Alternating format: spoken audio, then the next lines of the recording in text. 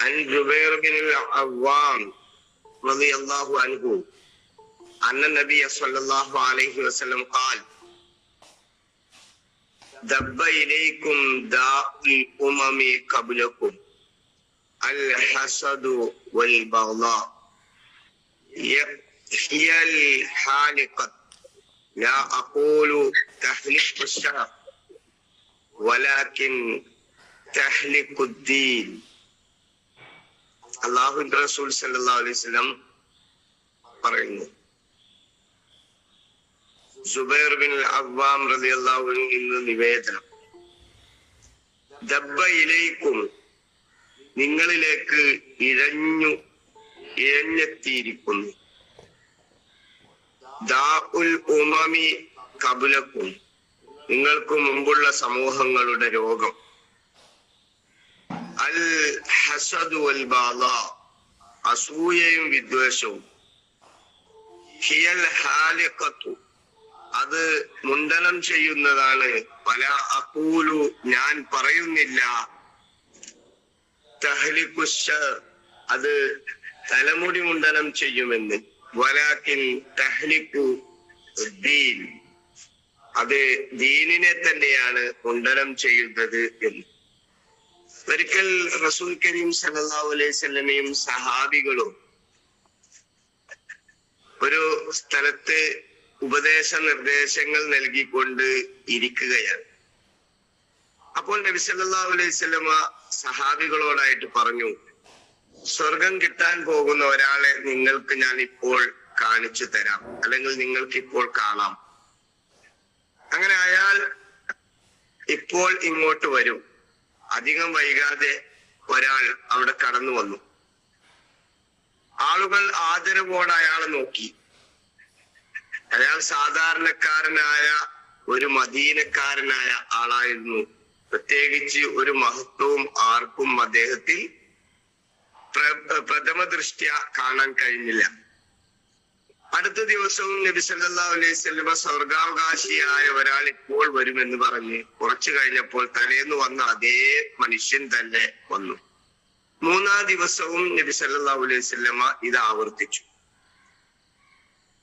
അങ്ങനെ സഹാബികളിൽ അബ്ദുല്ലാഹി ഇബ്നു അംർ എന്ന് പറയുന്ന സഹാബി ഇദ്ദേഹത്തെ സ്വർഗത്തിന്റെ ആളാക്കി മാറ്റാൻ എന്താണ് ഇദ്ദേഹത്തിൽ പ്രത്യേകമായിട്ടുള്ളത് എന്ന് അടുത്തറിയുന്നതിന് വേണ്ടി അദ്ദേഹത്തിന്റെ അതിഥിയായി അദ്ദേഹത്തിന്റെ വീട്ടിലേക്ക് ചെന്നു. 3 ദിവസം അദ്ദേഹത്തോടൊപ്പം കഴിച്ചുകൂട്ടി.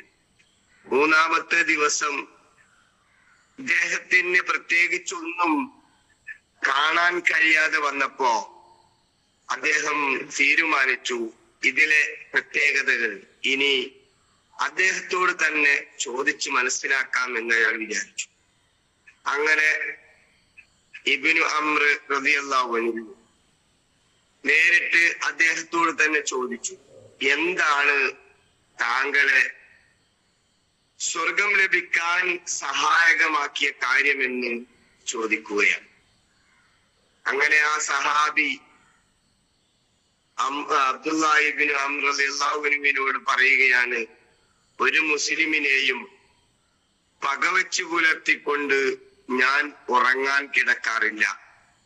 അല്ലാഹു ആർക്കെങ്കിലും ഒരു നന്മ വരുത്തിയാൽ അതേ ചൊല്ലി ഞാൻ അസൂയപ്പെടാറില്ല എന്ന് അംർ ബിൻ ആസ് റളിയല്ലാഹു അൻഹുവിനോട് ആ സഹാബി പറയുകയാണ്. അതുമായി ബന്ധപ്പെട്ട് തന്നെയാണ് ഞാൻ നേരത്തെ പറഞ്ഞു വെച്ച ഹദീസിലും അല്ലാഹുവിന്റെ റസൂൽ സല്ലല്ലാഹു അലൈഹി വസല്ലം പറയുന്നത്, ഒരാളുടെ എല്ലാ നന്മകളെയും അല്ലെങ്കിൽ മുഴുവൻ നന്മകളെയും നശിപ്പിച്ചു കളയുന്ന ഒരു തിന്മയാണ് അസൂയ എന്ന് പറയുന്നത്. അടുത്തവരെ അകറ്റാനും കൂടുതൽ അതുപോലെ അകന്നവരെ കൂടുതൽ അകലങ്ങളിലേക്ക് തള്ളിവിടാനും മാത്രമേ അസൂയ കാരണമായി തീരുകയുള്ളൂ. അസൂയ 2 തരമുണ്ട്.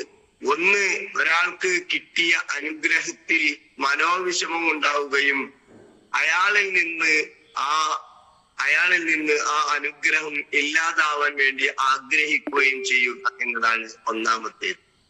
രണ്ടാമത്തേത് എന്താണ്? രണ്ടാമത്തേത് ഒന്ന് മറ്റൊരാൾക്കുണ്ടായ അനുഗ്രഹങ്ങൾ തനിക്കും ഉണ്ടാകണമെന്ന് ആഗ്രഹിക്കുകയും അങ്ങനെ ഉണ്ടെങ്കിൽ ഞാൻ അത് നല്ല മാർഗങ്ങളിൽ ചിലവഴിക്കുകയും ചെയ്യുമെന്ന് ആഗ്രഹിക്കുകയും ചെയ്യുക.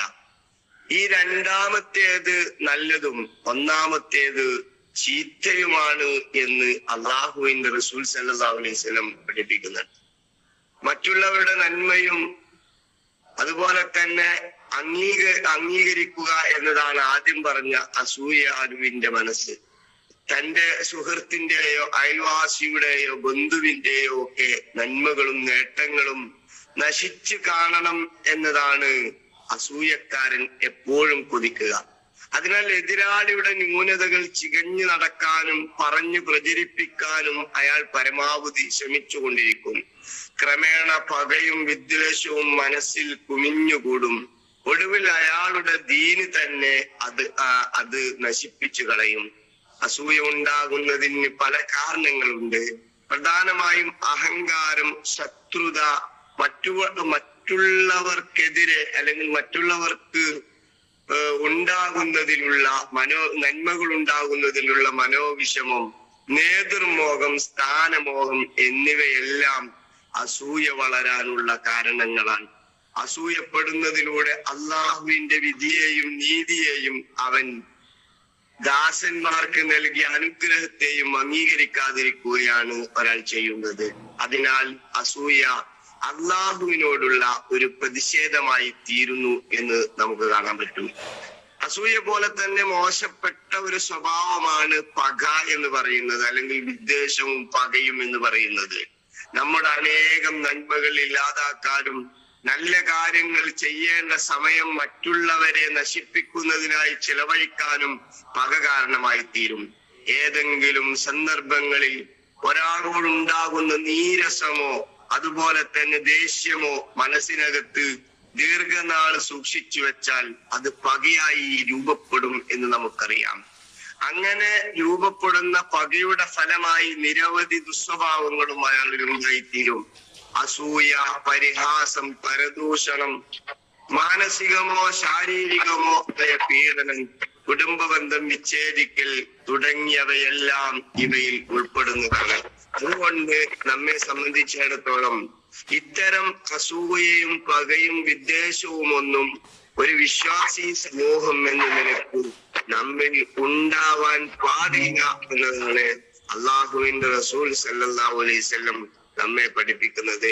അത് നന്മകളെ തടഞ്ഞു വെക്കുകയും അതിനു പകരം കൂടുതൽ തിന്മകൾ തന്റെ ജീവിതത്തിൽ മനസ്സിൽ രൂപപ്പെടുത്തിയെടുക്കാൻ മാത്രമേ ആ രണ്ട് ദുസ്വഭാവങ്ങളും കാരണമായി തീരുകയുള്ളൂ എന്നാണ് അള്ളാഹുവിന്റെ പ്രവാചകൻ റസൂൽ കരീം സല്ലല്ലാഹു അലൈഹി വസല്ലം പഠിപ്പിക്കുന്നത്. അതുകൊണ്ട് ജീവിതത്തിൽ അസൂയയും പകയും വിദ്വേഷവും ഇല്ലാതെ ജീവിക്കാൻ കഴിയുന്ന യഥാർത്ഥ സത്യവിശ്വാസികളിലും വിശ്വാസിനികളിലും നാഥൻ റബ്ബ് സുബ്ഹാനഹു വ തആല നമ്മെ ഏവരെയും ഉൾപ്പെടുത്തി അനുഗ്രഹിക്കുമാറാവട്ടെ. നമ്മിൽ നിന്ന് വന്നുപോയ പാകപ്പിഴവുകൾ, തെറ്റുകുറ്റങ്ങൾ, അരുതായ്മകൾ, ന്യൂനതകൾ നമുക്ക് ഏവർക്കും അല്ലാഹു സുബ്ഹാനഹു തആല വിട്ടുപുറത്ത് മാപ്പാക്കി തരുമാറാവട്ടെ. നമ്മിൽ നിന്ന് രോഗം കൊണ്ടും മറ്റും കഷ്ടപ്പെടുന്നവരുടെ രോഗങ്ങൾക്ക് അല്ലാഹു സുബ്ഹാനഹു വ തആല ശിഫയും സമാധാനവും നൽകി അനുഗ്രഹിക്കുമാറാവട്ടെ. നമ്മിൽ നിന്ന് മരണപ്പെട്ടു പോയവർക്ക് അല്ലാഹു സുബ്ഹാനഹു വ തആല മഗ്ഫിറത്തും മർഹമത്തും നൽകി അനുഗ്രഹിക്കുമാറാവട്ടെ.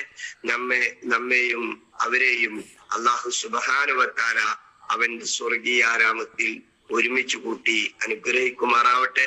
അഖൂലു ഖൗലി ഹാദാ വസ്തഗ്ഫിറുല്ലാഹ ലീ വലക്കും വലിസായിരിൽ മുസ്ലിമീന മിൻ കുല്ലി ദംബ് ഫസ്തഗ്ഫിറൂഹു ഇന്നഹു ഹുവൽ ഗഫൂറുർ റഹീം. വആഖിറു ദഅവാനാ അൽഹംദുലില്ലാഹി റബ്ബിൽ ആലമീൻ. അസ്സലാമു അലൈക്കും വറഹ്മത്തുള്ളാഹി വബറകാതുഹു.